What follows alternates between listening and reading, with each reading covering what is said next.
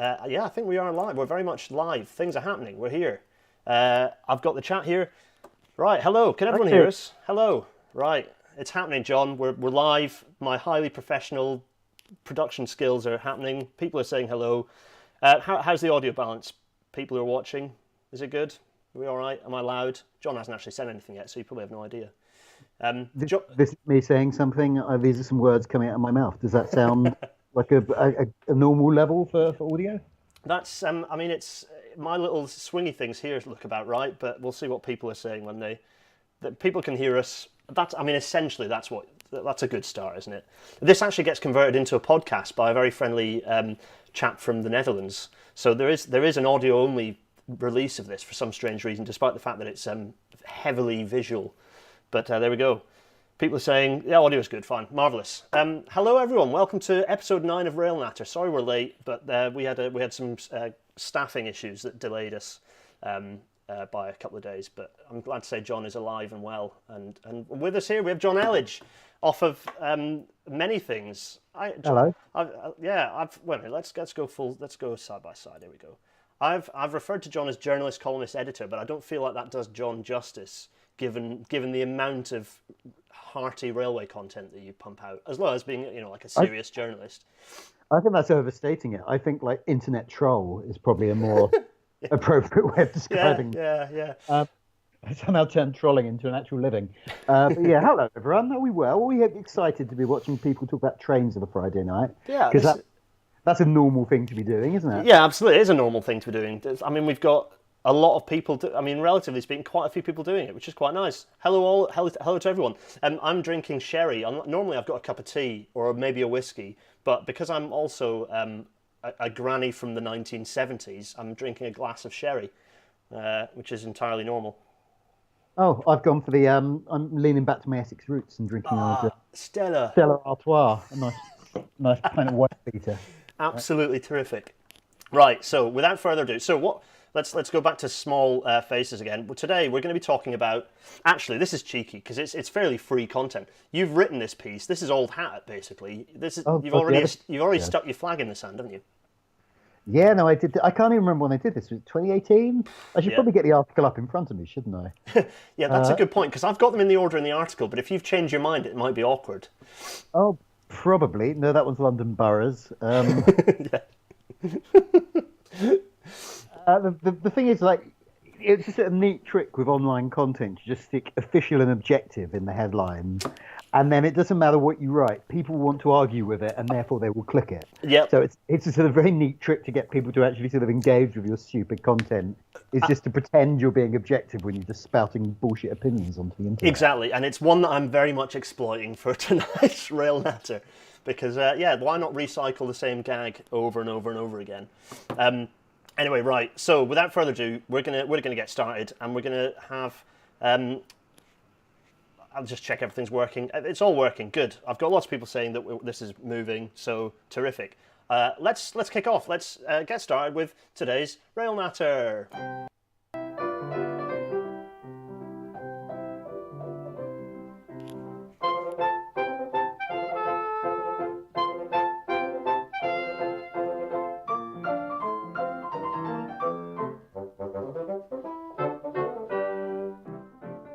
The lovely Intercity 225, and as it fades out, as we said, we've got John here. So lovely, we're back. So that's a bit weird for guests because they just hear silence, but all of you folks have heard the lovely Ivor the Engine secondary tunes going. That wonderful bassoon. Well, let's start with the news. Let's just kick straight off. We've already done some chatting. Let's go into the news. This is a tunnel boring machine. And HS2 have started doing that thing that all organisations do, which is naming a tunnel boring machine after a famous woman. I don't know why this has become a tradition, but it has. It's a tradition that we probably ought to get rid of because actually it's kind of old-fashioned. But anyway, it's happening, and they've just released you can click on a link and name. Unfortunately, they've been very clever. They've not fallen into the Boaty McBoatface trip where they've left it open. They went out to primary school kids, seeded a bunch of primary school kids with ideas they'd already had, and now they've listed them, and you can click buttons. So I don't know. What's on the shortlist? I haven't seen this. Oh, it's things like, I think one of them's like Florence Nightingale, and they've gone for all the topical big hitters.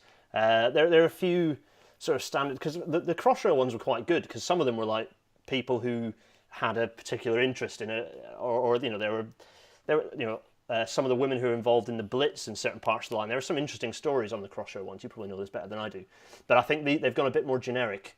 These are the two that are going under the Chilterns. So tremendously popular pair of tunnel boring machines. These, they don't look anything like. Well, they will look a bit like that. That's just a generic image I found that was, I think, probably royalty free on the internet. Anyway, that's not hugely exciting, but go and vote. I'm sure that'll be nice, and we can name some TBMs. More importantly, TFL. This is where you can get stuck in, John. Tell us what's happened today in the news about TFL. Oh, so this is good. This is a story I actually know something about because I read it up this morning. So basically, TfL came hilariously close to running out of money last night, and had to go to national government and basically beg for a bailout. TfL wanted 2 billion quid.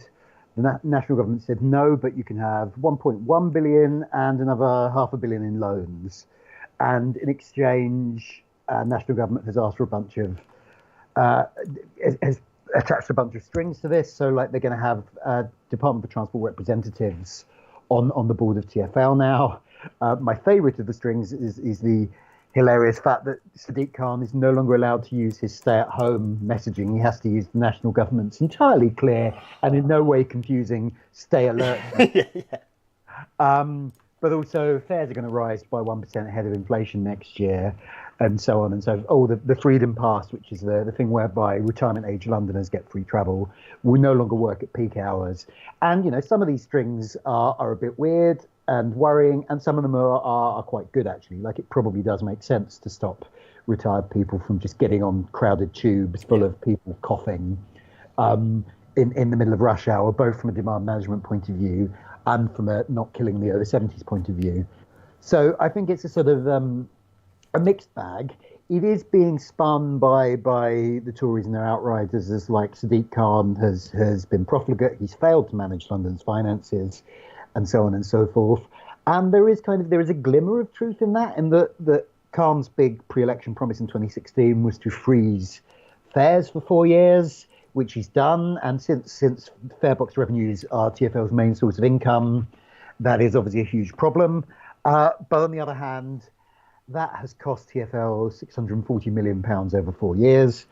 As it stands, it is costing TfL has lost £600 million every month during lockdown because it's so dependent on those fare revenues, and suddenly no one's travelling.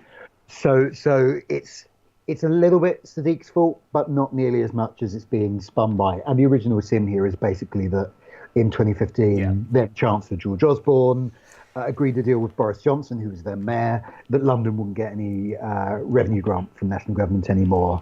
And that is fundamentally the problem, is that London Transport has been running without any subsidy from national government, which it turns out is absolutely brilliant in good times, because it means that London is one of the few cities in the world where the tube is subsidising the road network, which is... But it does also mean that the minute we run into a major problem like this, suddenly there's no money anymore. So I kind of think that a bailout of some sort was probably inevitable. And the question now is whether the Tories are going to succeed in spinning this as the mayor has screwed up, or whether he will actually be able to spin it as, you know, I didn't want to raise your fares, but this Tory government did. So that's where we are. Yeah, and it's a funny one, because I've seen a lot of interesting conversations popping up on the Twitter sphere of people kind of going, oh well, we shouldn't be funding London anyway, and it's like, well, technically London is funding everyone else, and all these sort of weird discussions and weird, and also seeing people on the left making similar arguments. It's like, no, this is one of those have your cake and eat it situations. There is no good reason that we shouldn't be funding to its fullest extent public transport in London and everywhere else. There is no good economic reason not to be investing like an order of magnitude more than we are everywhere right now. None at all. This is true, but there is, like, I once joked that when I was running City Metric, that if it has a motto, it would be whatever the Latin is for "it depends how you count." Because so many of these things, you can look at them in completely different ways and get completely different answers.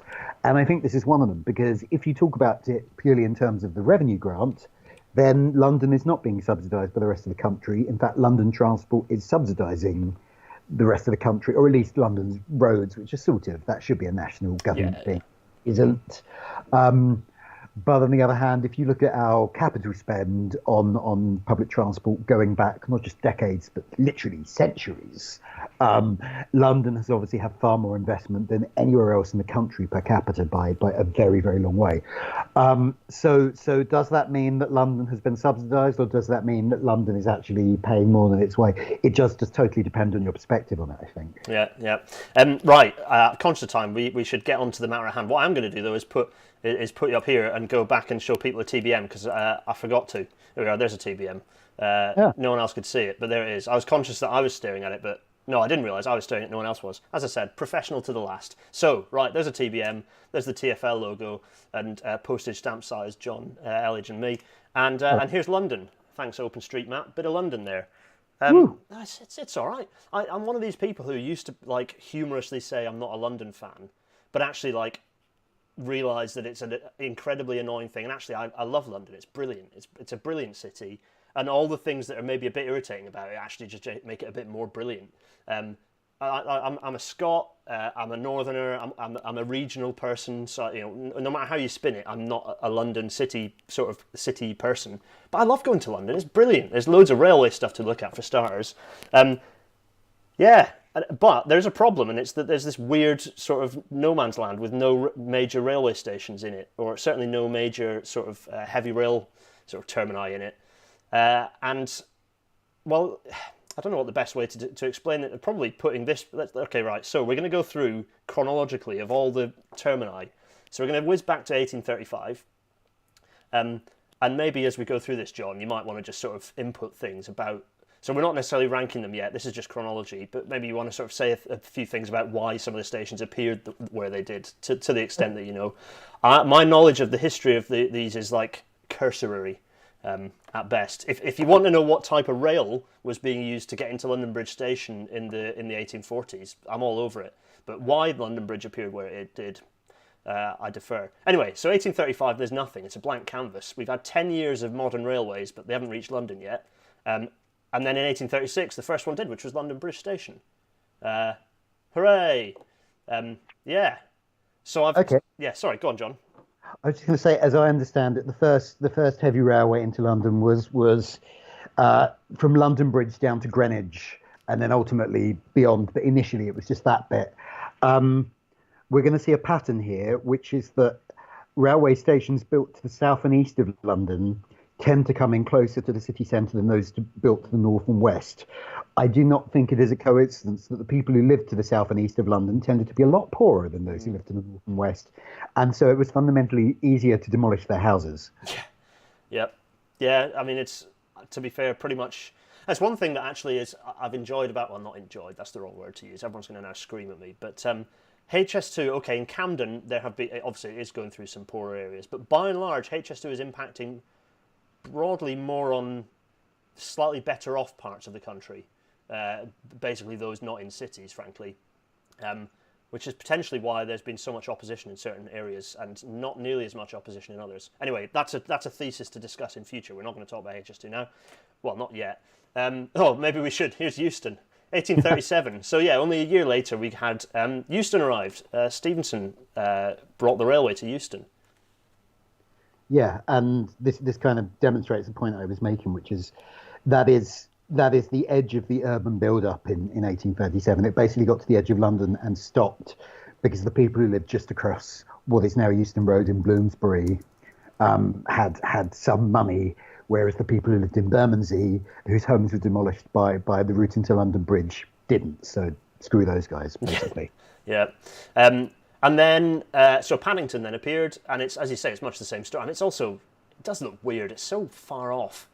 Anyway, we'll get there, won't we? Moaning specifically about it, but it does look weird on the map when you see how far away it is from everything. And then, so that's 1838. So in a very short space of time, we've had three major stations appear. Bishopsgate. So we've got the first thing looking kind of to the east was Bishopsgate Station opening. I think it's roughly on the site where Shoreditch. In fact, it's entirely on the site where Shoreditch High Street is now, right? Yeah, there's a big development site there that is the source of some controversy because it's, inevitably it's going to be sort of posh flats and offices, and rather than much needed social housing. But that is one of the sort of bigger empty spaces in central London that's kind of waiting for rich people to turn up and build things. And there's also just up the road from where I am right now, which is nice. Ah, that's nice. I mean, you might correct me on this. It's my understanding that Shoreditch High Street Station will and certainly ought to get a Central Line station once the Central Line has been relieved a bit by Crossrail. Is that broadly right? I mean, I don't know if there are any concrete plans, but it is a bit out on a limb, despite being on the top of the Central Line. I've heard this. I'm not sure if it's certainly been speculated about in kind of railway nerd groups for as long as I can remember. Like, you remember this being discussed on UK.transport.london Yeah. in the late 1990s, which is going back a bit because I'm terribly old. But as I understand it, there are a couple of problems. One of which is that bit of the Central Line is on a slope, so you're not meant to have sloping platforms. And the other bit is it's quite a lot of money. And to what extent do you necessarily need that? Like, it's only 5 minutes up the road from Liverpool Street. If you want to change from what is now the London Overground to routes heading east or west, you'll be able to do that on Crossrail at Whitechapel some point in the reasonably near future. It's one of those that I think it would be lovely because it kind of fills an aggravating hole on the map. But is it actually worth spending however many £1 million? I don't know. Something I do believe is correct, though, is if you look at Shoreditch High Street Station, it's this weird, ugly concrete box thing, but it has been built that way for a reason. It's so that one day you can put a bloody skyscraper around it if you want to. Yeah. Which is mental, but it's nice they're planning ahead. Yeah, it is. I have very mixed feelings about boxing in stations, and there's an emerging theme. So I use a lot of aerial photographs actually in this later on as we go through the slides, and there's a theme that emerges amongst all the London stations, which we'll come to. Anyway, so we're in 1840. We've had not even 5 years, and we've got 4 stations. Then we've got Fenchurch Street that picks up. Stop me if you have anything interesting to add on these. I'll hammer through them. Fenchurch Street appears. We've got Bricklayers Arms Station appears. Tell what the hell is Bricklayers Arms Station? Tell us something about it. So it's another one I used to live 5 minutes away. Oh, really? I first moved to central London in 2002. I lived on the Old Kent Road, and there's not Bricklayers Arms Station is long gone. It's an industrial estate now. But as I understand it, it was opened hilariously as the West End terminus of the South Eastern Railway. You will notice Bricklayers Arms is quite a long way from the West End, but it was marginally easier to get there via, I don't know, it must have been tram or bus or something, or stagecoach. So they advertised it as the West End terminus, despite the fact it's a good 3 miles from the West End, which is it's a bit like the way I once got a flight to Vienna Bratislava Airport, which on Ryanair, which is not only not in Vienna, it's in a different country from Vienna. But it's that kind of principle, but the Victorian version, I think. Yeah, and as we'll see in about 3 clicks of my arrow keys, it didn't last very long as a result. So Waterloo appears. I mean, I've used the current station outlines in this graphic, but actually Waterloo was a right old hodgepodge for its entire until they rebuilt it in the early 1900s. But anyway, there's Waterloo. God, so I've got a Waterloo fact for you. Ooh, go on. Just to really delay the point where we get to what we're actually meant to be talking about. So Waterloo Station was named after Waterloo Bridge, which was named in commemoration of the Battle of Waterloo. So the area now known as Waterloo was originally named after the bridge and not the other way round. Ah, that's good. That is good. I had not clocked that. It's a lovely bridge. I like Waterloo Bridge. It's got one of the best views of any bridge in London. So. Yeah, that's very true. It is in a good spot. Anyway, right, okay, Waterloo. Right, yeah, the first fatality. So my little counter there has dropped back from 7 down to 6 because we've lost Bricklayer's Arm barely, 8 years after it opened? This is to passengers. It stayed open for goods for a while, as often happens, but yeah, to passengers. Bricklayer's Arms, you are with the angels now. Yeah. King's Cross, the glorious King's Cross appears. Actually, so there is a station that I've skipped here, which you'd pointed out, which is a temporary terminus just north of King's Cross Station. Maiden Lane. Maiden Lane. But the reason I didn't include it is because it was built knowing it was temporary. So my arbitrary rules for what's going on this map, it doesn't count that. But also there was a temporary terminus for Paddington as well, which I hadn't included. Oh, I didn't know that one. Yeah, I can't remember. It's currently where the building they've called Brunel is gone, I think. You have to double. So there's that building that's called Brunel House or something, and it's it's a modernist thing, and it's kind of next to the canal. That was where the original station was before and it was there for quite a long time actually. And then Paddington appeared. Obviously, Paddington appeared a bit after that temporary terminus had closed up. I can't remember what it was called, frustratingly. But anyway, there's one for Google. So what for you? King's Cross, that's 1852. I've got a couple of name facts if you want them. Oh yeah, go on. So King's Cross, by the time they named the station, that was named after the area, which had been named after a memorial to George IV, I think. That wasn't there anymore. So the actual cross, King's Cross is named after, was only there for about 7 years or something. Oh, really? It was a pretty rough king. But it stuck as a name for the area. It used to be called Battlebridge, but the area got called King's Cross and the station got named after the area. Maiden Lane, to the north of that, was named after what one might euphemistically refer to as the main trade operation at the time. Like all of the Great Plains we see around British cities, Great Plain is as renamed by some prude at some point in history from Grope Lane, which was indeed the primary source of income for the city, was generally plied on that street. I'm pretty sure there's an engraving of the King's Cross somewhere of like what it did look like, or maybe there's loads. I do have an image in my head of this sort of this kind of stone masonry or stone thing carved up that is very much no longer existing. What other? Yeah, King's Cross. It's a shame that it's not called Battlebridge though, because for all the sort of Star Trek reasons in my head, it would be nice to be able to say to the Battlebridge. To Battlebridge. Anyway, right, I'll move on. Sorry, everyone. Right. Oh, David Shepard. I'm going to pause this briefly. David Shepard has a question, which is, yeah, okay. Well, I'll tell you what, David, we're going to hold it. He's asking about rankings and how things have shifted around. We're going to hold off on that until we get to the rankings. So keep throwing things. That's fine. Anyway, right. Okay. So I'm going to keep. We've got Victoria. Awful Victoria. Here it is. Why is it there? It's so weird. It's such a weird... The whole railway layout, the way it curves around, I do find it strange as a station. I just think I'm holding back on my opinions on Victoria, but they have got me in trouble with my other half. Remarkably, who actually exists despite the fact I have strong opinions on shit like this. Ditto. Ditto. Yeah. But yeah, it was her local station growing up, so she is not happy about where it falls in my rankings. So then we've got Charing Cross. So Charing Cross appears. Then we've got Broad Street appears, which, some people might not recognise for reasons. Again, stop me if you've got any interesting tidbits. So then we've got... Broad Street only closed in like the 80s, didn't it? But it was at one point London's, I think, third busiest rail terminal.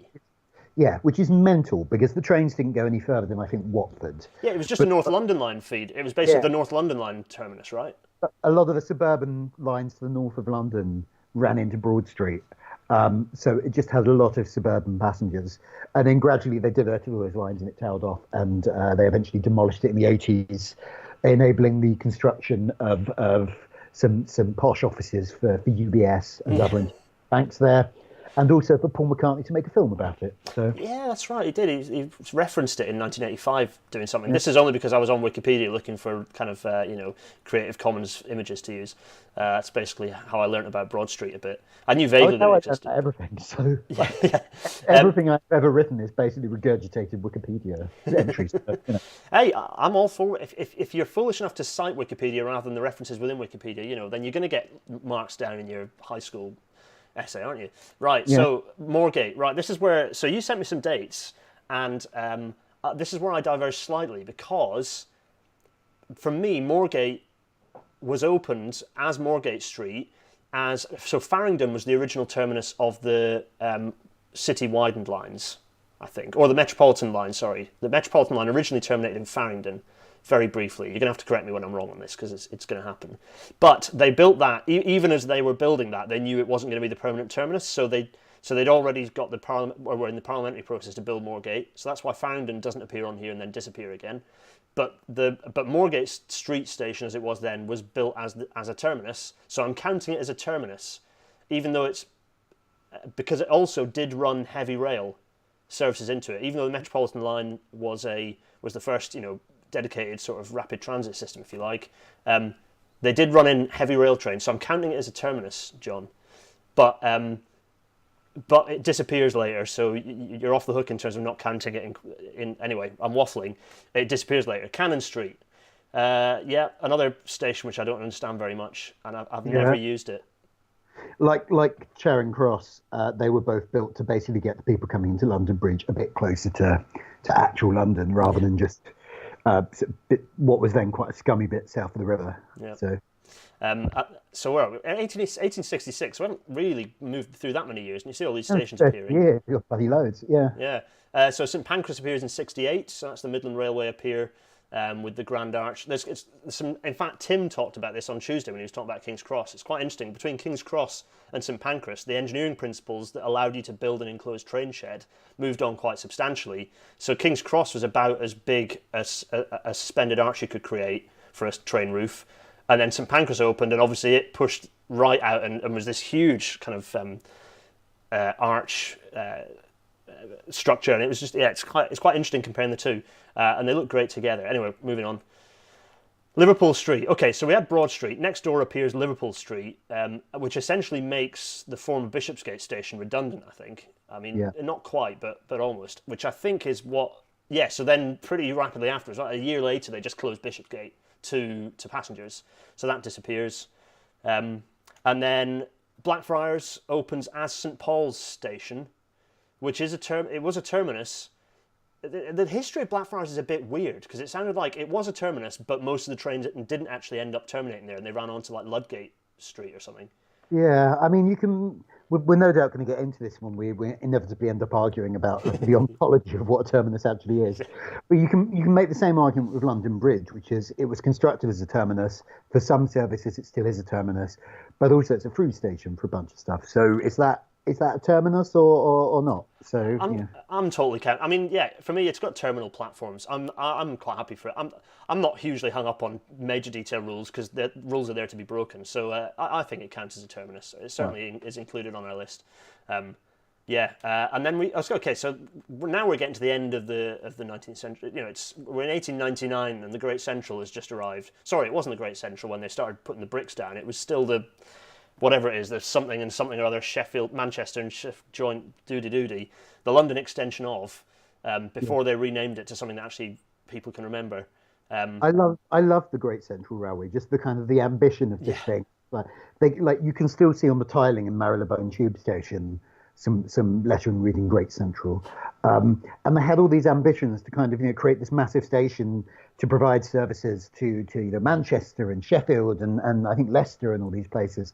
And the only problem was there already were places to provide services to Manchester and Sheffield, so it never really came off. And like, I think they were planning 8 platforms. They built 4 of them, but in a sort of unlikely twist, it's, I think, one of the only London rail terminals that's actually expanded since privatisation. Because Chiltern Railways, which is in charge of the services out there now, there's something, I don't really understand the contractual structures, but for some reason, I think they've got kind of like maybe longer contracts or more secure income. They do, yeah. I'm sure some of the people chatting away on the channel will tell me. But it means that they've actually kind of invested in infrastructure in a way a lot of the private train operating companies haven't. So they've built 2 more platforms. You can now get services from Marylebone to Oxford, which didn't exist a few years ago. There was a period of my life a couple of years ago where I was travelling back and forth to Birmingham an enormous amount, and I discovered that even though it's significantly quicker from Euston, but it's a much nicer experience if you Marylebone. The trains are more comfortable. They're much emptier. They don't smell of sewage, and they have free Wi-Fi. So genuinely, if you're ever doing London to Birmingham and you're not in that much of a hurry, go on Chiltern Railways in Marylebone. Trust me, you'll enjoy it more. Like, I'll freely admit I'm not a huge fan of privately owned train operating companies.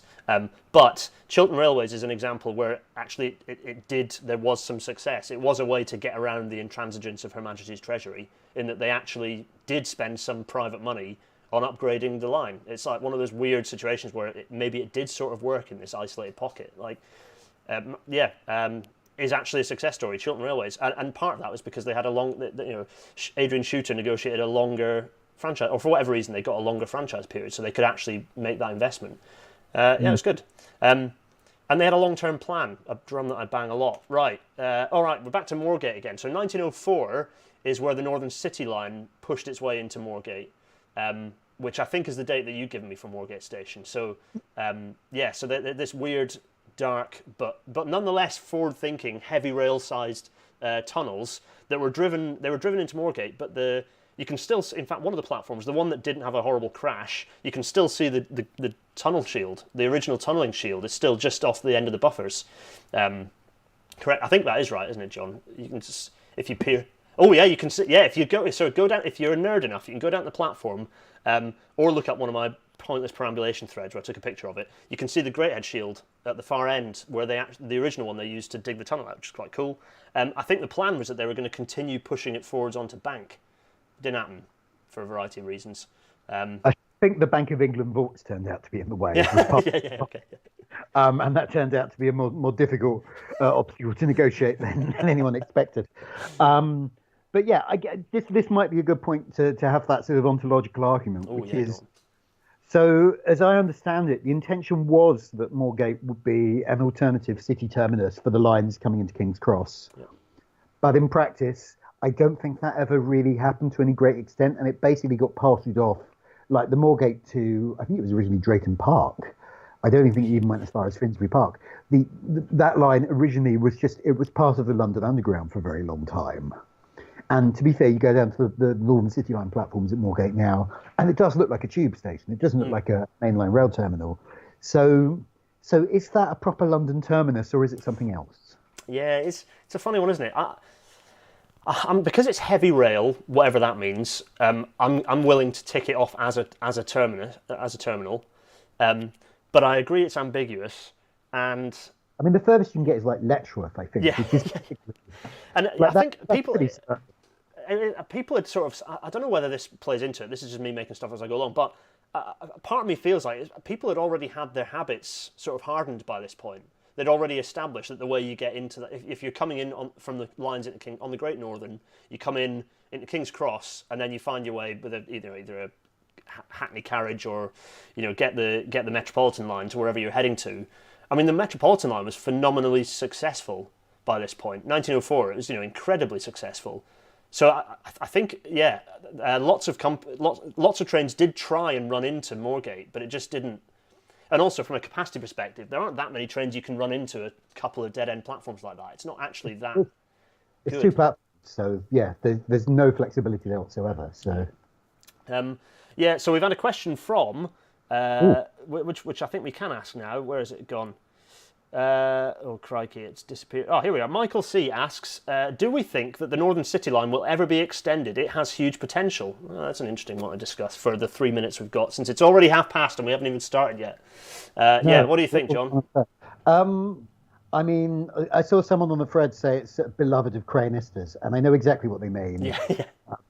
In that, like, I remember, like, one of the ways I got into all this nonsense was sort of hanging out on nerdy Usenet groups, 20 plus years ago, and drawing lines on maps.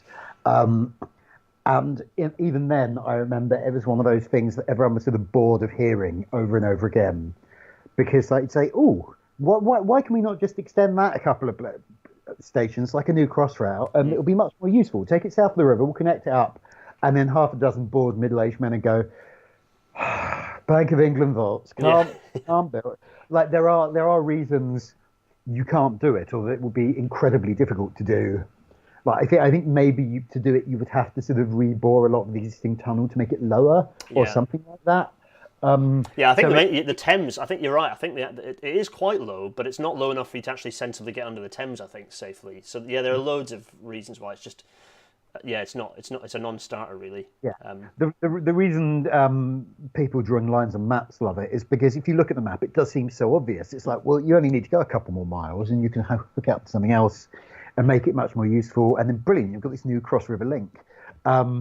but that's kind of seeing the world in two dimensions and forgetting that, like, actually there are already things down there that might be in the way and so on. So I visited the one of the access shafts for Crossrail, and they had some of the. And I kind of, my day job is a permanent way design engineer, so I'm used to working the vertical plane, but it's a whole different world when you're in tunneling. And they had one of the vertical alignments stretched out. So we create longitudinal profiles for above ground normal Brio railways, but when you're doing the tunneling underneath, and they had all the foundations in there, and you could just see the vertical alignment of Crossrail is dipping and diving to get around and under some of these things, despite the fact that they've also got the flexibility to weave around horizontally. Funnily enough, tunneling through one of the most complex subterranean labyrinths in the world is tricky. yeah, like, funny. Remember the thing that came out with that big documentary series about Crossrail, the £15 billion railway. The one thing that really sticks to me about that is this idea of the eye of the needle, this point around Tottenham Court Road where they're digging a tunnel with something ridiculous like 6 inches of clearance on the side before you kind of start accidentally demolishing the central line or knocking out basic power cables or something. And that is crazy. Yeah. It's fundamentally there is not as much free space under London as you think there will be at this point. Yep. Yeah, it's something that Elon Musk hasn't grasped, is that, like, the underground, the subterranean world is not just some homogenous sort of cheesecake that you can plow as many tunnels as you like through. Like, it has properties, and there are already things in it.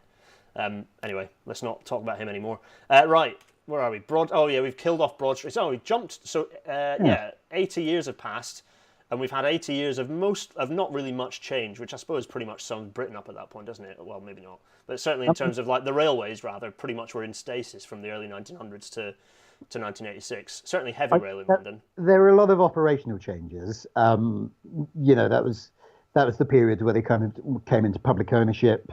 You also had things like, 2 world wars and the creation of the NHS, Mania and all that bullshit to deal with. So it was a fairly busy time, but we weren't really sort of in the habit of, and also the Beeching Report, obviously in the early 60s. But that barely touched London. So there wasn't a huge amount of development going on here. Although, actually, as a side note, so I did a piece for City Metric years ago that was kind of, I started out just like trying to explain something like where all the London Underground lines got their names from or something. But as often happened with these pieces, it kind of expanded in the telling and became a sort of short history of the London Underground. And instead of being 500 words, it ended up like 5,000 or something stupid. But one of the things I realized doing that is if you look at chronology, there's this big burst of activity in the mid-19th century.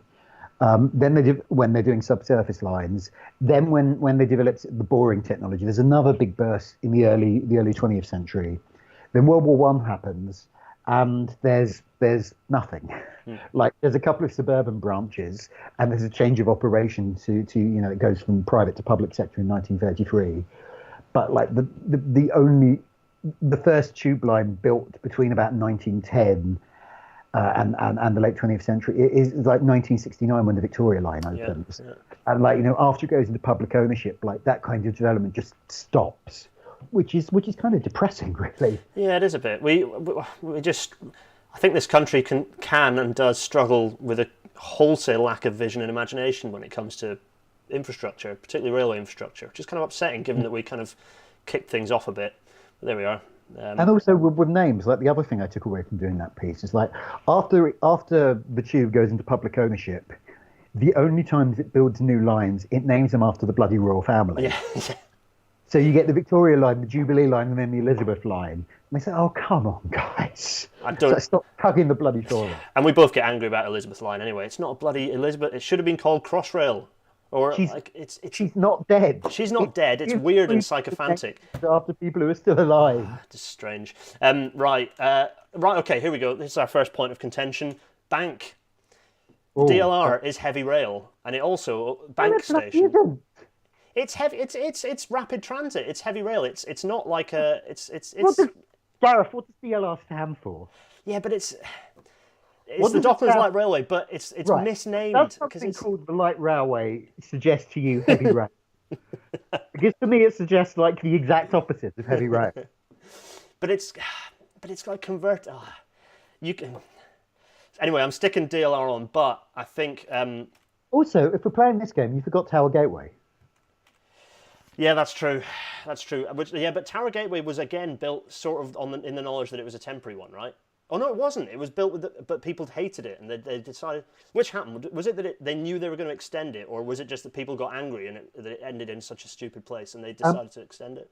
I mean, Bank happens only a couple of years after Tower Gateway, so they must have already been planning it. Yeah, that's true. Tower Gateway opened in like 87, maybe. So like, you can't kind of go through the entire planning process with something like a bank Yeah, that's extension true. That's quickly. true. So it must have always been planned, but it's still there. Like it's not temporary. It's still open.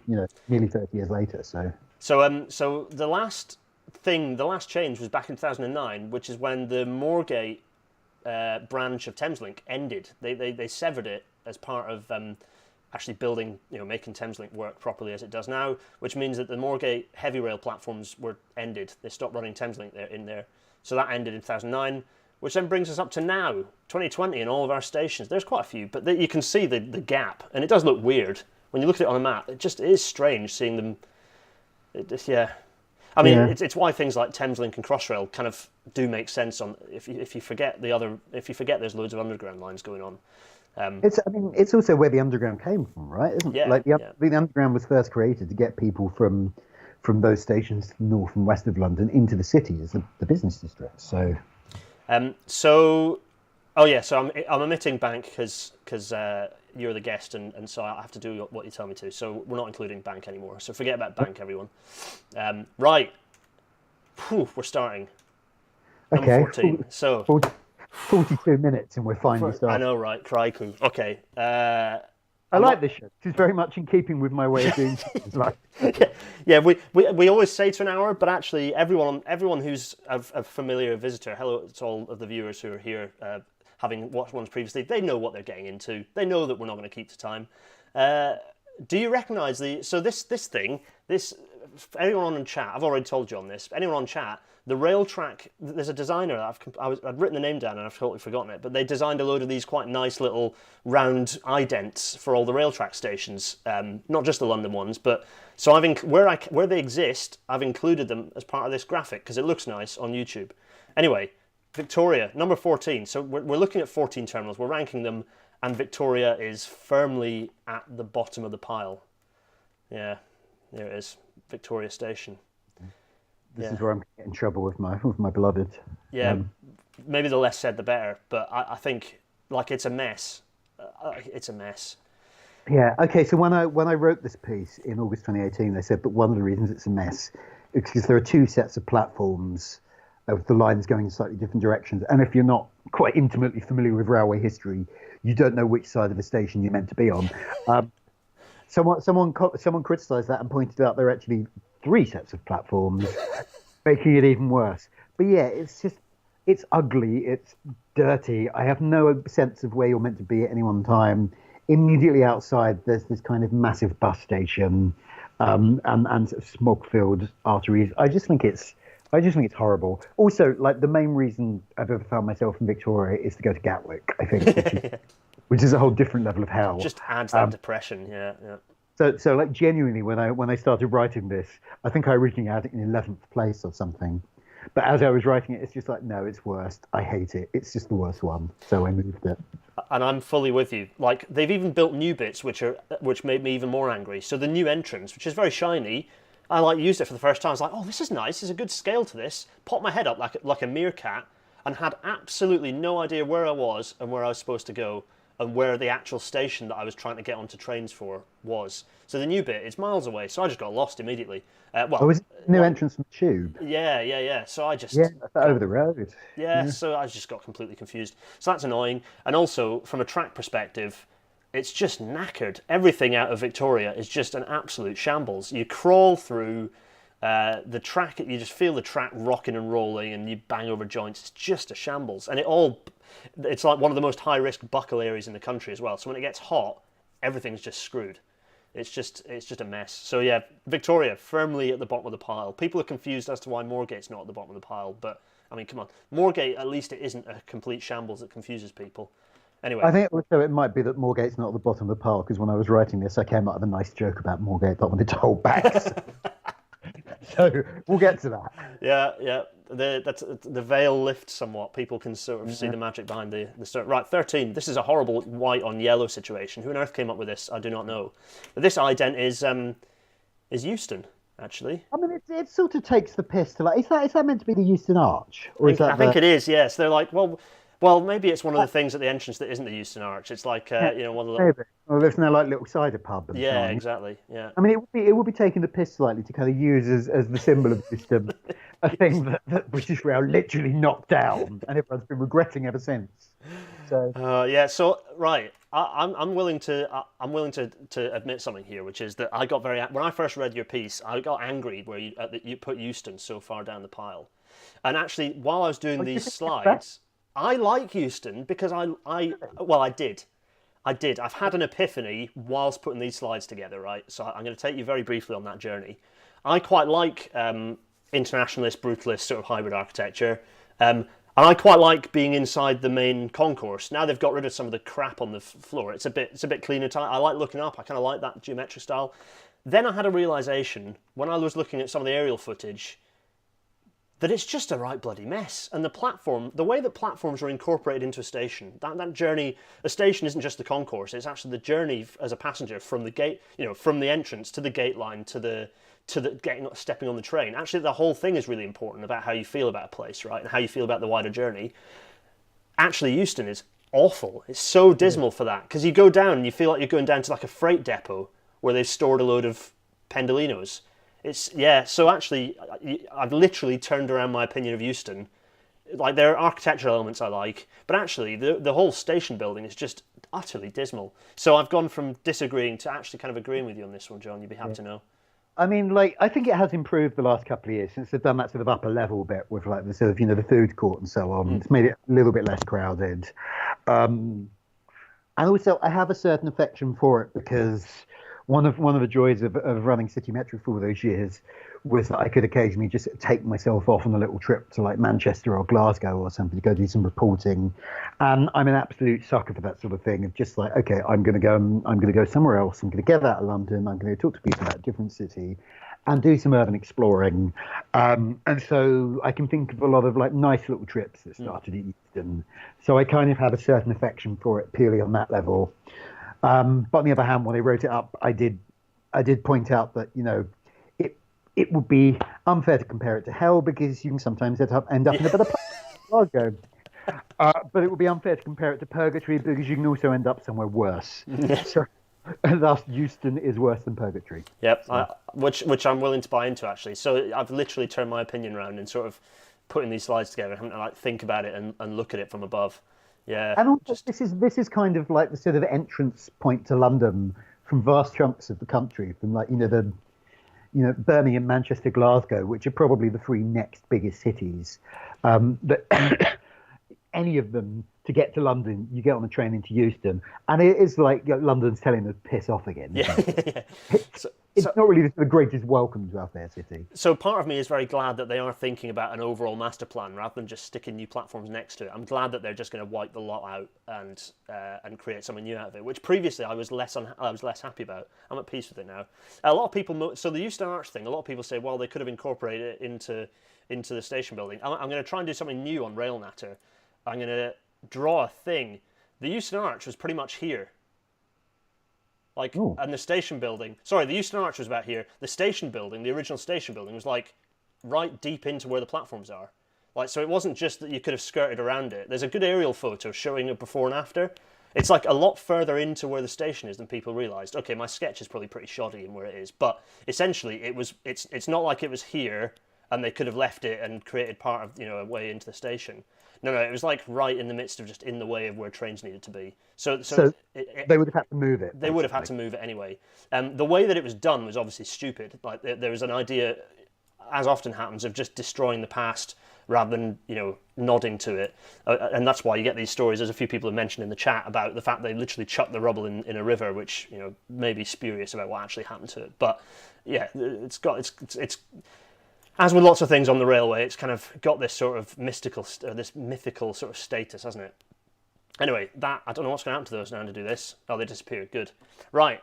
Number 12. So we've only gone through 2, and we've got 10 minutes of theoretical time left. This is I just think we're going to exactly let right. about that now. Yeah, it's fine. So, 12. So this is one that isn't a rail track one, so it doesn't have a rail track logo. So I started getting fancy with my PowerPoint and my knockoff underground fonts.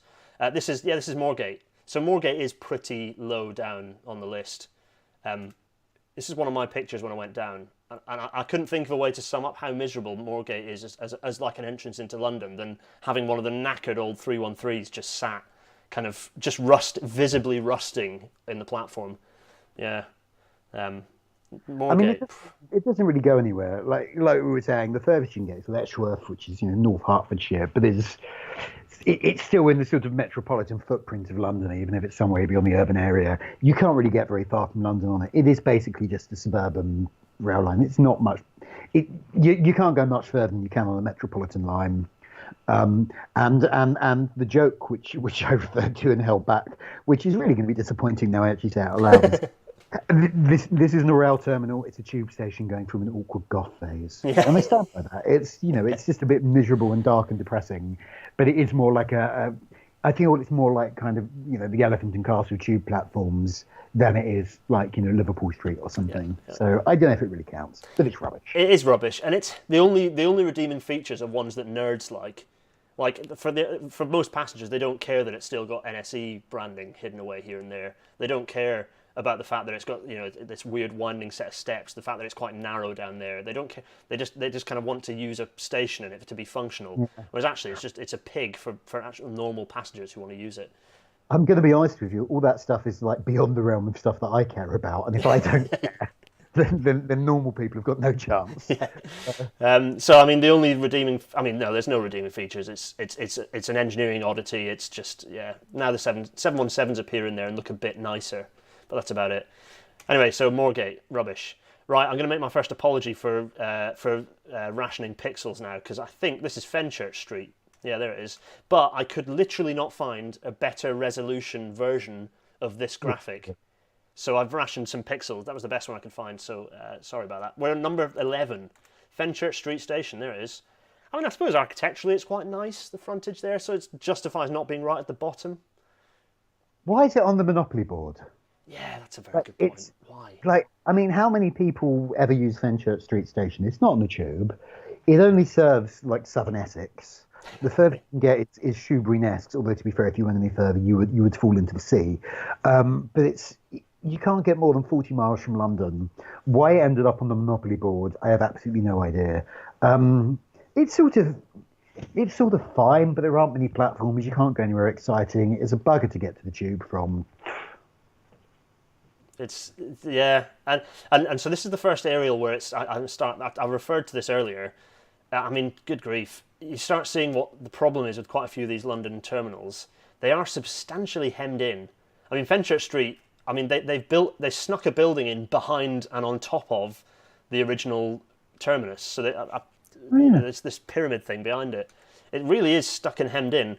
Is also weirdly, is that AstroTurf? Has someone just laid AstroTurf on a bit of the station canopy with some bushes on it? It does look a bit like that, doesn't it? It does look like a roof garden, doesn't it? It's a bit weird. Yeah, although you do get those around the place. Like I went to it was like a press conference followed by a drinks reception at the TfL headquarters in Stratford. And afterwards, we were in the roof garden. These gorgeous views over London to the west. So, from a corporate perspective, I understand why people like that kind of thing. It is just weird when you kind of look down on London and you're like, what the hell's that? And this one particularly looks a bit weird because you're just going to see the slightly grotty tops of some electrostars. Well, not for long, but yeah. Can I read out something from the comments? Oh, yeah, go for it. I'm glad you're following the comments, actually. That's good. Yeah, it's a bit of a nightmare. There's lots of them. Hello, everyone. Hello, Chris Jackson. Hello, Chris. He tells us that it's on the Monopoly board because the LNER, which is the company or sector at the time was running it, LNER had a marketing deal for its 4 termini.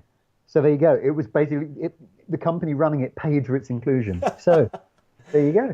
Thanks, Chris. Chris, yeah, good to see you on the feed. Crikey, I love that. Of course, that's what happened. We just had so Dr. David Turner, my good friend, did a thing a bit similar to this earlier in the week about railway marketing, but he didn't mention that. I'll have to have a chat with him about that because it's quite an interesting one. I didn't know that. Thank you, Chris. That's great. I think Dr. David Turner was one of the people on my list of people I wanted to get on my podcast and never did. So. Oh, well, he'll be, yeah, yeah. Oh, look, he's brilliant, Dr. David Turner. He's also a colossal beer fan, so yeah, that's also, a win. We were drinking sherry last night, at a great distance of hundreds of miles. Right, number 10, because I've gone off on a segue, we all miss being in pubs. That's basically the theme of that segue. Number 10, Cannon Street. There we are. That's a bit nice. It's a slightly nicer, less rationing of pixels. Number 10. So we're getting there. We are. I couldn't find a good picture of how you actually get in, so I thought I'd give up on that and just do an aerial shot, which shows some of the original bits. And we were talking about roof gardens. Well, here's a spectacularly elaborate one on the top of the station. Yeah. Yeah, they rebuilt it fairly recently, didn't they? To put a massive office block complex on top of it. So the roof garden was presumably a part of that. Yeah. Yeah. I mean, I don't really have much. Cannon Street. What can you say about it? It's all right. It's kind of nicer than it was. It's an official out of station interchange with Bank Station, so which is actually just across the road. So if you a friend of mine does this. In fact, if you come into London at Cannon Street, you can then get straight onto the DLR or the Central Line. Which is quite nice and isn't shown on the tube map, which is aggravating. But yeah, there's not really much to say, is there? It's fine. It's just there. Yeah, it's fine. I'm trying to find. I've got one of my old PW Permanent Way Institution sort of standards actually has a nice picture of the P-way coming out of the track coming out of Cannon Street. I can't seem to.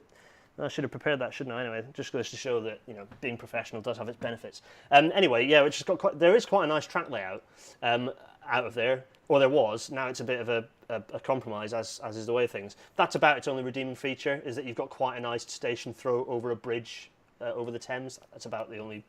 Yeah, those towers are kind of nice, I suppose. It does mean that the District Line stops too often, because, yeah. Rationally, Mansion House and Monument are about the right distance apart for a couple of stations. But no, it's got to stop at Cannon Street on the way. So. Yeah. Right, so... Where are we going to go? Oh, here we go. Well, this is obvious which one this is. I'm not even... So number 9, we're in the single figures, and it's Marylebone. Yeah. And I think quite a few of the signs still have the old Chiltern Railways branding, which is why I use that here. Yeah, Marylebone. Okay, here... I've sort of talked about this. It's it's a nicer way of getting to Oxford or Birmingham than Paddington or Euston. There's a decent pub there. It's actually just a sort of nicer way of doing things, even if it's a little bit less convenient. So it's good on balance. It's fine. Yeah. I quite like Marylebone, but it is a bugger to get to if you don't live literally on the Bakerloo line. Yeah. I like this aerial shot because it really does show the what they thought it might become. You can see the portico in the central position of the entrance, and you can see where you can sort of see the concourse. And then just hidden in the back corner are the few platforms they've built. I realise it's quite small for you, John, but yeah, this picture is quite good because you see that big round building thing is built on top of land that was originally going to be used for the full. Yeah, and you can see when you look at when you go onto the National Library of Scotland sort of old mapping website, which is brilliant for getting lost in. You can see the shape that the terminal platform or the kind of the station throat would have been had it eventually expanded to be the great. Well, literally the great central terminus of London. As it happened, didn't work out that way. And it's just got these little poxy platforms in the corner, which just looks a bit strange. No, it's kind of a shame, but it is bigger than it was.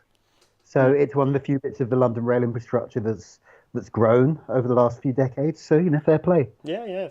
So kudos, hence why it's where it is. It's not further down. Anyway, it is nice. I'm not a huge fan. Does that count as arts and crafts architecture? I don't know. I'm not enough of an architect to know. But the actual architecture of the station, it's kind of nice. But I'm less of a fan of that than I am of some of the stations we're going to get to briefly. So that's my complaint. But it is from an operational perspective. If I'm going to get techie for it, it's a nice station. It's quite well modernised and it's good. Anyway, I'm waffling again. Number 8. Where are we? Oh, crikey, yeah. Charing Cross. Yeah. Yeah. Charing Cross. Again, I've gone for an aerial shot. Yeah, it's a funny one, isn't it, Charing Cross? It's further up than It's Cannon Street, so it has to have some redeeming features, John.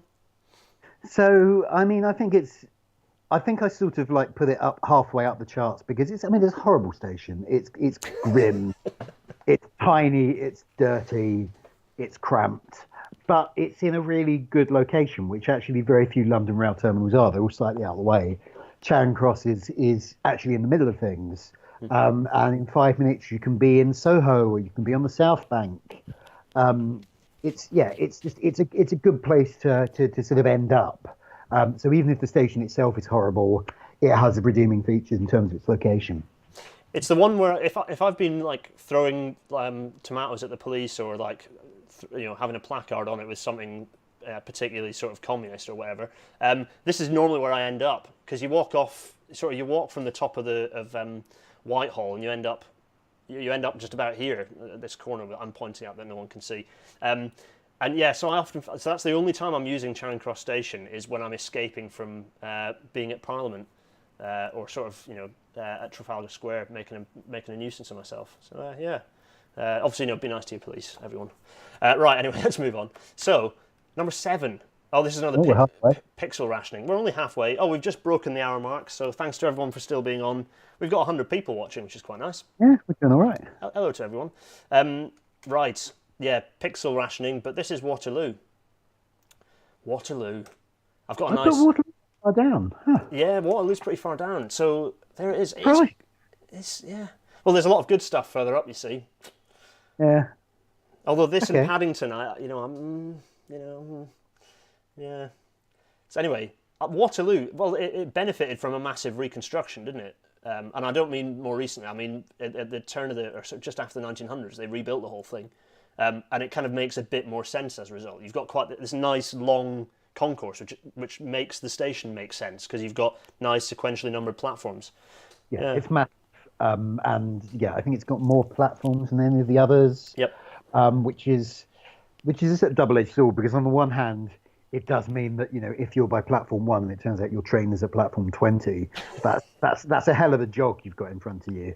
But on the other hand, as you say, they're all next to each other. There isn't like a random bit where suddenly you have to like go for a tunnel and end up in a different building entirely.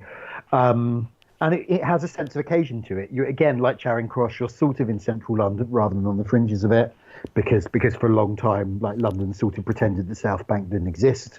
So it's very close to the centre of town, and there's a sense of grandeur to it, with the big clock and it being so massive. Like to an extent, I think the sense of grandeur kind of like overcomes the fact that you can't really go that far. Like, I think the furthest you can get is like Devon, which you're better off doing from Paddington. It's not like one of those like King's Cross or St Pancras where you can really go a genuinely long way. You can only go like 100 miles or something. But it has a sort of grandeur to it. And it's all right. Yeah, so halfway down the rankings. There you go. Yeah, a lot of people are interested why this is lower down than Liverpool Street, which I am too. But maybe that'll become more clear as we get to Liverpool Street, which is Yeah. Yeah. So anyway, I think it looks. This shot's great as well because you can see the international platforms. This is when they were still reinstating the international platforms as suburban connectors. It's still. I love it. I think it's a good station. I really hope they don't box it in. There was a brief hint. Well, the Network Rail people hinted they might put a box over it and sell the land above and build things. I'm like, don't do that. Please don't do that. Natural light is actually a benefit. It's a good thing. Keep natural light on your bloody stations. Anyway. Number 6. Paddington. Yep. Paddington Station. We're sort of getting to the ones I actually like now. Yeah, people. I don't know why, but a lot of people say they hate Paddington. I actually really like it. It's a pain in the ass to get to, but I think the architecture is glorious. Just the way you can see all the way through to the platforms. You've got your tiny Peruvian bear. Yeah, that's it. Yeah. Yeah, I like the look of the place. I think as a station, I think it's really nice. I think the problem with Paddington is just that it's not really in London, is it? It's not really in central London. It's bloody miles from anywhere. West London doesn't count. Miles from anywhere you want to go. The area outside the station is incredibly grim. So basically, it's kind of at sixth place because I really like the station, but I kind of hate where it is. It's yeah. I've never dwelled around Paddington. Like, there's no reason to dwell. I think maybe I once did a pointless London meandering, and even then, I think I spent about 10 minutes going and looking at the how little progress had been made on the Crossrail station, and then Yeah. walked back downstairs again and ran away. Like, it's Yeah. The only time I can remember like voluntarily like hanging around out there was a couple of years ago. Actually, around the time I wrote this article, I did a walk with the Guardian's Jim Waterson from Woolwich to Paddington along the line of the Crossrail route to see how finished it was, and the answer turned out to be not very. But having walked like 15 or 16 miles or something in the course of a day, we stopped for a pint around Paddington before he had to run off. That's the only time I can remember actually being there voluntarily. are there any good pubs at all nearby? Oh God, no, no, no. Yeah, okay, that's good advice. Yeah. See, I have mixed feelings about Paddington because I find getting into the station. I mean, what's the is the main entrance to just walk down the ramp thing at the side?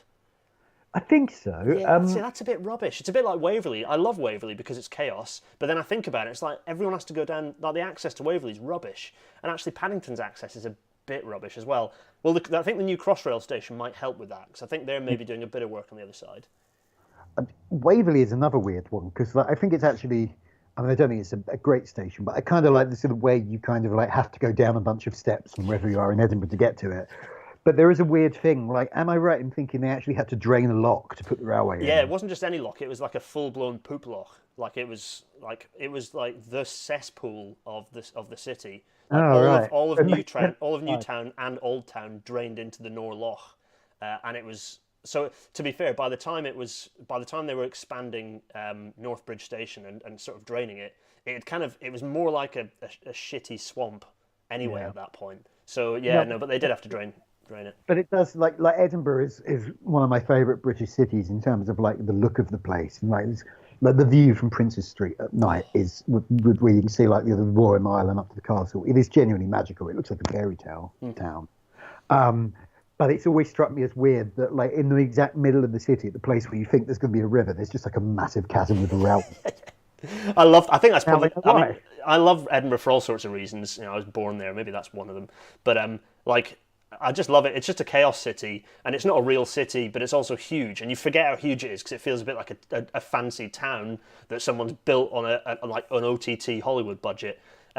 But yeah, I think maybe the main reason I like it is because the whole city is built around a corridor of railway.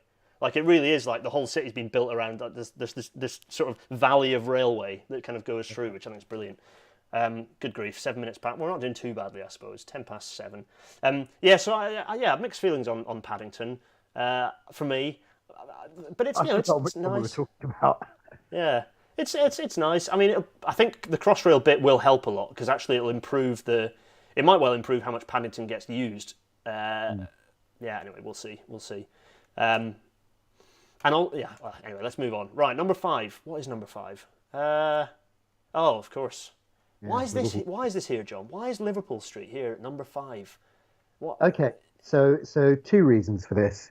One of which is I can't really think of any grounds to criticise it. I think it's basically fine. I kind of like I like the architecture, the sort of the vaulted ceiling, and I think it works perfectly well. It's in a decent enough location. There's stuff that you wouldn't hate to be next to immediately outside the station, which is not true of all of them. But if I'm honest with you, it probably gets extra points because it was my childhood station. This is okay, of course. Yeah, I grew up in one of those sort of Essex suburbs that's going to be on the Elizabeth line. So my way into London was via Liverpool Street. So I'm probably marking it up for that reason a bit. Sorry, go on. I do literally have a framed picture of Liverpool Street somewhere in my flat. Yeah, fair enough. Again, see, I don't know whether I put the picture in. Oh no, I haven't. I've got a nice picture of the front. Yeah, the architecture is really nice actually of this corner. One thing that I do find weird is that they built a. No, that's not what I wanted to do. Wait a minute. just out of shot here, that they rafted over the station, and then built a skyscraper on it with like a pond, which means you get this slightly weird end of at the other end. It's a bit weird where the canopy valances happen, and then there's like a concrete box with like not much light coming in. It's a little bit weird, but I suppose, land rights and all that. Again, it's another station that's kind of getting more trapped. I think this building here with the tiling that looks a little bit knackered and old on the right of the picture is where Broad Street was. Is that right? I think it is, isn't it? I think it probably is. Yeah, that's now the Broadgate office complex. Yeah. So yeah, mixed feeling. Like the shopping thing in Liverpool Street is a bit tacky. Is it like an 80s slightly? I don't know. Have they pulled that? Yeah, that's still there, isn't it? Yeah. Oh, the little tunnel that goes through to Broadgate, that one. No, I mean like within the station, there's all the shops, and they have that like slightly sort of late. On the upper... Yeah, yeah. All right. A bit like, it's similar to Victoria's one as well. Victoria's got that horrible sort of plasticky internal shopping palisade thing. Let's not think about Victoria anyway. There's a reason it was at the bottom of the list. Right, Liverpool Street. Anyway, that's a nice picture to end on. It looks good. And it again, the P-way is awful. Like, the approaches are awful from an ops perspective. It's a bit of a nightmare. The track alignment is sufficiently fiddly that the new square-nosed Stadler flirt units can't use the crossovers because they made them with square noses, and our railway tracks are very bendy in the UK, so that was a bit of a mistake. Whoops. But it's getting I have no idea what any fixed. of those words mean. Sorry, John. I have absolutely no idea what you're saying right now. Basically, I'm moaning. Crossrail helps, is all I'm going to say. Crossrail is a good thing for Liverpool Street. It means they can actually make the most of the upper level station a bit. Anyway, I digress. I did this already. Any guesses? I couldn't find an actual proper logo for Blackfriars, so I thought, let's get out the old stock brick image, and it's Blackfriars, because this is the only logo I could find. Is they've actually just got the sign outside with some backlighting on it. Blackfriars is brilliant. I'm so glad it's high up on the list. Here's a nice picture of it under construction. Yeah, no, I mean, it's absolutely glorious that there's now a station that literally crosses the Thames. It does annoy me they haven't found a way of demonstrating that on the tube map. Most of the ways I see this stuff kind of relate to how it's shown on the tube map, to be honest. But it's so light and airy, and you can get off of the north bank of the river or on the south bank. And the platforms are literally above the Thames. I just think that's a thing of beauty. It is awesome. And the views out across London, some of the best views in London are as you're going through, looking out that window. I think probably the person who's filmed that view most, or at least posted the films of that view most, has to be Mr. Tim Dunn. The amount of times that he posts just a video of him going along, and he's always looking to make sure nothing, and he always carefully lines up so that the sign finishes, and he's too good at it. He's done it far too many times. But the view's terrific, particularly when the sun's nice and low. And you get that glimmering on the city, and it looks great. Love Blackfriars. It also has solar panels on it, which makes the railway look like it's futuristic. It's brilliant. Yeah, it's the sort of thing that you'd expect to see in like the old Sim City, like a cool futuristic looking bridge station. Anyway, terrific. We're sort of, I mean, like, something I haven't really appreciated until like looking at the list again now is like all these ones at the top of the list. Basically, the more recently a station has been rebuilt, the higher up my not quite perfectly, but that is basically the rule. Like, these last four are all ones that have fairly major work done within the last dozen years or so. Yeah. So it's like, funnily enough, if you invest in public infrastructure, it looks nice, mostly. Yeah.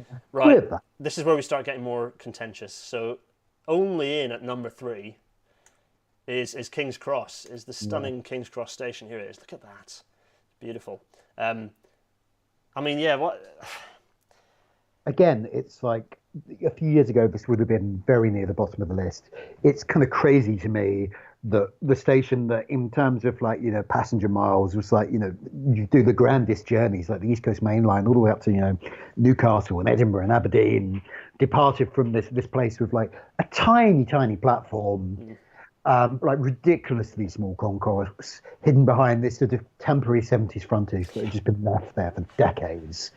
But they finally got around to redoing it over the last decade, and the new concourse is stunning. It's absolutely beautiful.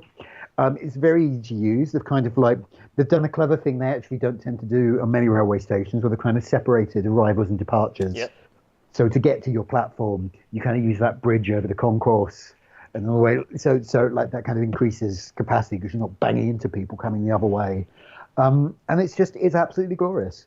Again, there's a personal thing here because like I lived basically next to King's Cross Station for a dozen years. Oh, really? So, yeah, until the time I wrote this article was only a couple of months before I moved out. But yeah, I was living basically around the corner from there from January 2007 to October 2018.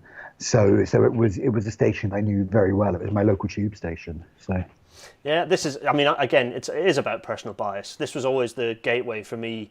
I've always lived on the East Coast. Nearly always lived on the East Coast. And this, certainly when I was travelling, this was the gateway for me into London. So I'd come through, and I also love, I suppose this comes from my like architectural interest. I quite like the simplicity and elegance of King's Cross compared to its slightly showy neighbour, shall we say. So I've always liked it being understated, but it is quite pokey. Like if you consider like the ridership, it is quite pokey compared to the Midland station next to it. You know, it is quite an understated thing, but it does look great. Yeah, it is crazy to me that it survived with that limited platform for so long. I mean, it was for a long time one of the places where I would bump into people I knew because, like, you know, I was a university reach from King's Cross, and you would bump into people on the platform all the time because, you know, everyone getting on any of the trains at that station was squeezed into this ridiculously small space. So it's like, yeah, it was basically that and the Coach and Horses pub in Soho, the only places in London where I've randomly bumped into people I know more than once. Yeah, it is good, and yeah, as you say, like if this was still where it was before, and it was still in the red light district, and it still had, in fact, that's probably one of its redeeming features when the original entrance was there. Like it was just a mess before, and really was horrible, and now it's brilliant. Number two, I'm fully with you. We're at London Bridge for number two. I feel I should have had the Top of the Pops theme tune from like 1998, shouldn't I? I should have lined that up. It's probably royalty free somewhere on the BBC. For some reason, I'm thinking of the countdown music. I can do that if you want. Oh yeah, the countdown. Yeah. So London Bridge. Here's another picture. You see a lot of these are where it's under construction. That's because they're from the Network Rail helicopters, so they were making actual technical use of it. Yeah, London Bridge Station. I think it's brilliant. I love it. It was awful until they finished refurbishing it. It's another one that until very, very recently, like literally within the last. When did they finish it? It must have been 2017, something like that. Yeah, I mean, there's still plastic bags on things now, so you can tell it's like not quite. It's very recently finished. Yeah. But for ages, there was a ridiculously small concourse which you reached by sort of walking past a bus station on a slope, and then you'd be in this like the concourse the size of a postage stamp, and the floor was always sticky for reasons. And then you had to walk down this kind of like dark, dingy alleyway to get to any of the platforms. And it was horrible. And a few years ago, they just kind of like they opened up this massive new concourse beneath it, which is incredible. It's just glorious public architecture. Yeah. It's the closest thing London has to something like Grand Central, I think. Yeah. Where this kind of where the station itself feels like a sort of destination now. Yeah, it's glorious. And the architecture inside, I love it. I absolutely love. I mean, I love clean concrete, but better than that, it's the combination of clean concrete with the original brick around it. It's just this wonderful harmony of architecture. It looks terrific. The scale of it, it's like this is a station. The railway is a big, awesome thing. You're going to come in here and be impressed by this structure. I adore it. I do think it's brilliant. I think it really is one of the great new stations we built. It's a model for which we should, let's face it, Birmingham New Street could have been a bit like this when they refurbed it. Instead, they didn't do that. They made it as rubbish as it was before, arguably even more so. Well, I don't know if I agree with that. I think Birmingham New Street is much, much better than the old Birmingham New Street. That's not hard, to be honest. But you still get suffocated by knocks when you're down on the platform, though. Whereas at least this, it was like the whole station was considered as one, like at platform level, it's a nicer space to be. Still a bit narrow in a few spots, but that's needs must in such a tight spot. But is that because like at London Bridge, the concourse is beneath the platforms? Yeah, it's true. Whereas like Birmingham New Street, it's above them, so they're all inherently underground. I don't know. Yeah, there were plans from there were a few little teardrops of glass. Anyway, you know what? New Street is another discussion to be had, isn't it? Given that we're 19 minutes into overtime at this point. Anyway, we both agree. London Bridge Station is an absolute stunner. I adore it. It's so good. Yeah, it's very pleasing. Which then brings us to number one, which all of you have worked out which one it was going to be because we haven't mentioned it yet. Of course, it's St Pancras, the wonderful St Pancras International. There's a nice picture of it with the slightly more austere looking King's Cross in the background. It is a stunner. Oh, tell us about your love of St Pancras, Jonn. It is objectively beautiful in a way very few of these actually are. You've got that glorious sky blue roof canopy. You've got the massive clock, and also just the grandeur of you can get on a train to the continent. Like in the summer, on about 4 or 5 occasions now, I've got on the train in St Pancras and got off in Marseille in the Mediterranean, and nearly 7 hours later.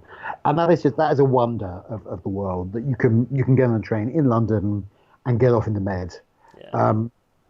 So it's just a combination of form and function. Yeah. It is one of the most exciting stations in terms of where you can end up, and it's also one of the most beautiful. So reading back the list now, I'm not sure whether maybe it was quite close between that and London Bridge, but I think on balance I do think St Pancras should be at the top. I absolutely agree. The magic of the destination, the idea, even if you're not going anywhere. I'm in St Pancras a lot, and I'm very rarely travelling anywhere because I'm broke all the time. But it is really not even just the magic of there's a train pulling out, that hum as a train pulls out on its electrics, and you're thinking, I wonder where they're off to. I wonder what. That's the start of some incredible journey off into Europe. It's great. I love it. And the train shed's huge and very grand, and it is very smart and tidy. It is brilliant. And I'm always a bit I prefer King's Cross to St Pancras, but I think you're right. It's that magic, the idea of journeys that can take you to these most incredibly exotic places. I think they do swing it. Although to be fair, from King's Cross you can get to Aberdeen. So don't remind Paris, me. Aberdeen. I mean, yeah, it's true. It is true. Oh well. So on balance, I was thinking that I was going to dispute more, maybe Waterloo and maybe, but actually, to be honest, they do all end up nestling pretty much exactly where you've put them. So I don't know, and there haven't been that many really angry people disagreeing with you in the chat either. Actually, I've been keeping a sort of one eye on it. Not that many people have been swearing and screaming and shouting, so it's good. Disappointing, cowards. Yeah, you're all cowards. Yeah, that's it. Yeah. They're being too nice. All on. One by one or all at once. Yeah. No, that was it's so what? Yeah, so that's a nice picture I took when I was there. I quite a thing that really annoys a lot of people is that sign, which I love as well. I love the neon sign. I don't know, maybe you're not a fan. I think it's great. It's a nice little. It's a nice little jazzy thing, and in fact, I like this picture because it's even more than before. Now we're in kind of COVID lockdown. It's even more poignant looking at that piece of artwork, I think, than ever it was before. First it was Brexit, and now it's COVID. Anyway, there's just a romance to it, and it is crazy that how close they came to demolishing it. Yeah, absolutely, yeah. I think that's another thing that plays into how much is. Again, it's that story of the fact that it's this underdog. We love a thing that nearly comes to destruction and yet somehow kind of resurfaces, and St Pancras very much falls into that camp. Yeah. So we've got this. We've come back to our map of London terminals. Right. Now, basically, it was just to think about which, I suppose, in terms of big changes that are coming up, Euston's getting totally rebuilt. We've had, what else is London Bridge has already had its rebuild. There's not that much going to change. I think there are some early talks about reconstruction. It must be on the list, surely. It's such a mess. It's such a mess. But in terms of the others, I think it's not. Liverpool Street and Paddington are obviously both losing a bunch of services to Crossrail. Yeah. That kind of frees up platform space for other things a little bit. That must be about it, isn't it? Yeah, that's pretty much it. And in terms of new things appearing, I don't think there are any plans for anything new going on really. In terms of major terminals, Euston is going to kind of do that job, and even if in 40 years we're getting a high-speed line down to sort of Southampton, which isn't necessarily that crazy an idea, they might well try and use Victoria because Victoria might have had a bit of freed space from, Crossrail 2 or whatever. So I don't think we're going to see any new terminals appearing in London. No, which is, but I mean, London, we're not doing bad for rail terminals, are we? I mean, when you look around the world, Yeah, you look at Manchester, say, and think how I many. mean, New York does not have 14 rail terminals. Yeah, Even if you start counting things like Hoboken or Jamaica, then London is doing all right in terms of its number of rail terminals. So yeah, absolutely, and it's part of the intrigue in the story. It's not just rail nerds who are kind of aware of the different stations and the stories they tell. You know, they're characters. They're kind of characters of London, aren't they? These stations. They each have their own little sort of aura and an idea that tourists have of each one. Although I bet not many of them actually go and visit Moorgate's Northern City Line platforms, in honesty. yeah, why would you really? Yeah, yeah. But yeah, something I found with Citymetric very early on is you can get non-rail people interested in this stuff because they engage with it. Like they all look at the tube map, they all have to travel by train. So like people relate to it, even if they would never sort of consider themselves a rail nerd. If you express strong opinions on this stuff, people will respond to it by either violently agreeing or violently disagreeing, and that means lovely, lovely traffic. So yeah, that's why I started doing articles like this, to be honest. Yeah, and I mean, yeah, it's presumably one of your more popular, like one of the ones that's continued. I mean, I still, we're doing a bloody YouTube podcast on it, like years after you've done it. So it's a thing that continues to, a lot of people are interested in and enjoy getting angry about, but realizing that probably you're actually right, which is obviously as a writer, that's your most ultimate satisfaction, is like people confirming that you're actually right. Right, we've got a question from David Shepherd, who's asking again, should all London rail terminals get replaced by Crossrail Thameslink style through tunnels? That's one for both of us, really. I mean, no. No. I mean, you're never going to want to divert like Edinburgh services south of the river, are you?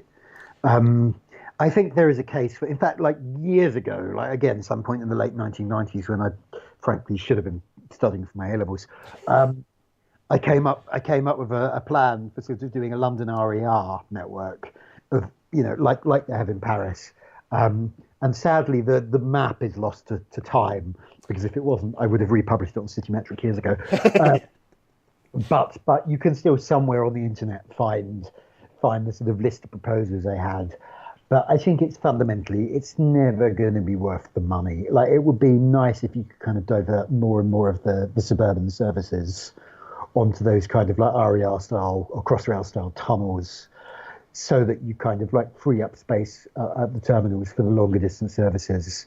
But you will always need terminals for the trains, that go beyond the sort of metropolitan footprint of London, I think. The reason that things like Thameslink work from an operational perspective is that they don't have long dwell times, and they fan out through the central core. There's a big fan of different services at the end, so you don't need loads of platform space at the outer terminals.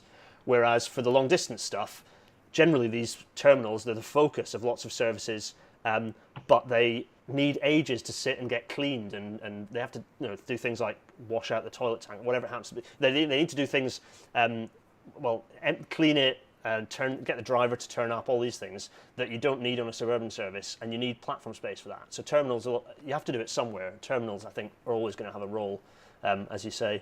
So interesting question. What other questions are there? I got asked one on Twitter. Oh, go for it. To ask you if you're interested.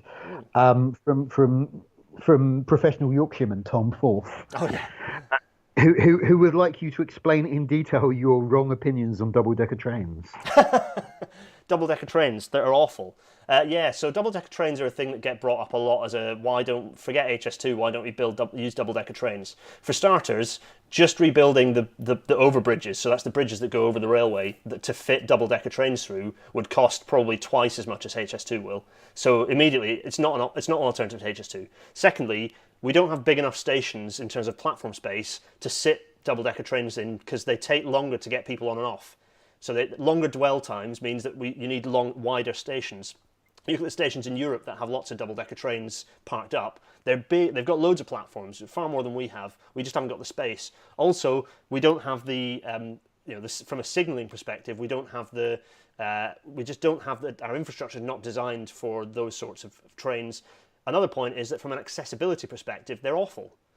They work in a few places in Europe where they've got nice low platforms, but unless we replaced everything with double-deckers, you'd end up with stairs, and they just would be an awful experience for anyone who's got a bicycle or a pram or uses a wheelchair and all these things. So no, I don't like them. I think they're bad. It's far better to have long trains that you can spread passengers out nice and evenly and everyone can get on.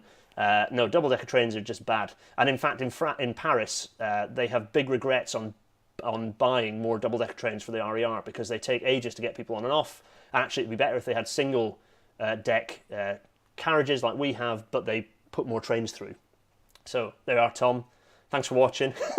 You can continue to call out my views. Yeah. So that's my thoughts. Double-decker trains. Maybe there's going to be maybe we'll get Tom on and he can tell me why I'm wrong on a future Rail Natter. Maybe that's a good idea. We'll do that. See, it's good. He came on the very first episode of my nearly late lamented podcast Skylines. So he's worth having on. Yeah. Oh yeah. Oh Tom. And he can tell people about open data because that's one of my things I like to wave every now and then is tell people that open data is a really good idea for railways. Anyway, right. So let's bring side by side face on. I can do some producing for once. Jonn, thanks so much for joining us tonight for this another hour and a half long 50% overrun podcast. Yeah. Excellent. I'm an engineer. I have to overrun by 50%. It's just what I do. As long as you budgeted for it.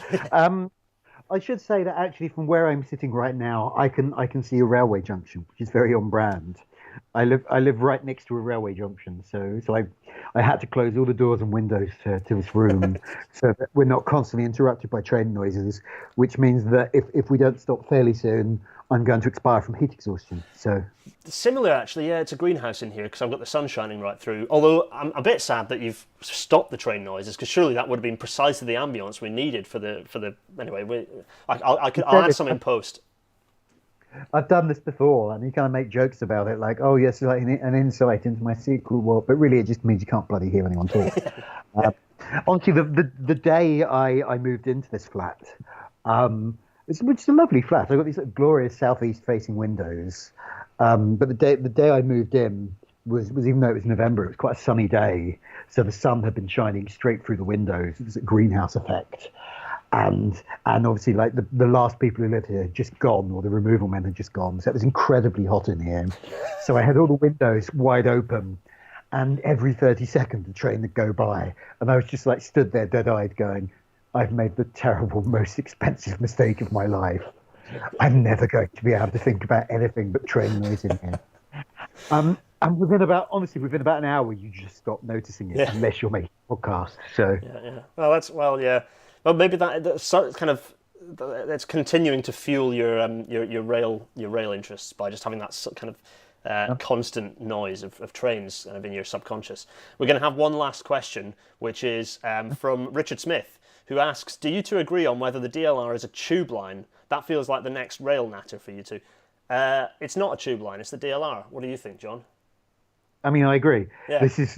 This is a callback to a weird internet feud that the New Statesman's political editor Stephen Bush and I had in about 2017, where we got a podcast and about 3 different articles out of this, and we banged on about it on Twitter so much that eventually YouGov put out a poll, and genuinely a major national pollster asked 2,000 strangers to settle this for us, and I wouldn't mind, but they.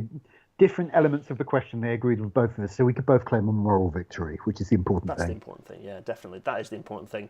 Well, thanks so much, Jonn. It's been really good fun. It only remains for me to say, thanks to Giel for podcasting this. Hopefully we described the images in reasonable detail for those of you who just listened to it. Next time, my friend Alex is joining us to talk about how weather destroys railways. So that should be interesting. There's a nice picture of Dawlish getting smashed to bits. Alex Priestley is going to join us next week. That should be fun. On Wednesday, we're back to the normal slot. It's always, people like weather, right? We're in Britain. Everyone loves talking about the weather and railways. It's the match made in heaven. And obviously I have to get a plug in, which is if you want to vote on what the next theme is, then go and Patreon me. Or support me there. Laugh at my tears, which are all very track related, or throw coffee at me, or whichever takes your fancy. And it only remains really for Jonn and I to say cheerio. Thank you, Jonn, and thanks everyone for joining. We've had lots of people joining us tonight. Can I very quickly shelf? I wore my branded Oh, T-shirt. yes. I was going to say you should plug. Yeah, houses and trains and airports and infrastructure jobs. Yes, Mm. I love that T. It's actually a T-shirt that it's one of the T-shirts that was like actually I really want that. Build on the green belt was another alternative that I was thinking like. I haven't I hadn't slept very well, and it seemed like a really cool thing to get turned into a T-shirt. And then I forgot all about it until it arrived, and I was like, oh shit, what did I Yeah. quid on this for? Um, Yeah. but No, nice if people in the street do genuinely stop and argue with me about it. So that's nice. yeah, which is great. Yeah, gives you some additional stuff to write about. Yeah, I mean, people who are generally the guests I've had are kind of bigger than I am, so don't need to do any advertising because everyone knows what they're doing. But have you got anything you'd like to plug? Not really. Follow me on Twitter if you don't already, but I suspect a lot of people already do. Yeah. Yeah, and Oh no, actually, my podcast Skylines, which is a City Metric podcast, is coming to an end with the next episode, which is number 150, which will be a very long special episode with almost everyone who's ever been on the show more than once coming back for a final appearance. It's going to be like 2 hours long or something, so pity my poor producer. But that will be out sometime over the next couple of weeks, and it's the final episode. The podcast, it's been running for 4.5 years, so please tune into that. oh, lovely. That should be nice. So more like multi-hour content for people who enjoy that sort of thing. Yeah, adios everyone. Enjoy your weekends, and see you next week. Cheerio. Cheers, guys.